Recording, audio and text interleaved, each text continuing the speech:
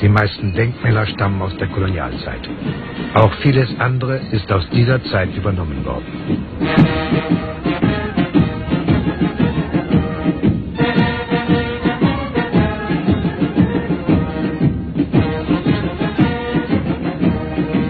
Am Nationalfeiertag wird der Präsident, General Siad Barre, die Parade ablegen.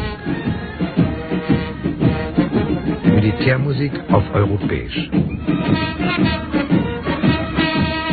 Wie die meisten Führer der Dritten Welt sind auch die somalischen Militärs vom Vorbild der reichen Nationen fasziniert.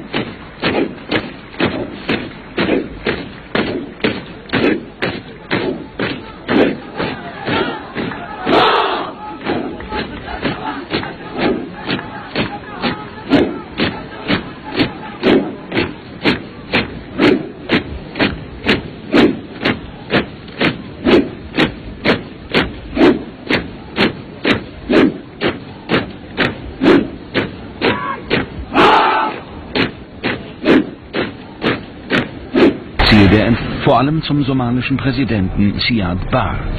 Der will sich außenpolitisch neu orientieren und lässt sich als Partner gegen den Terror gewinnen.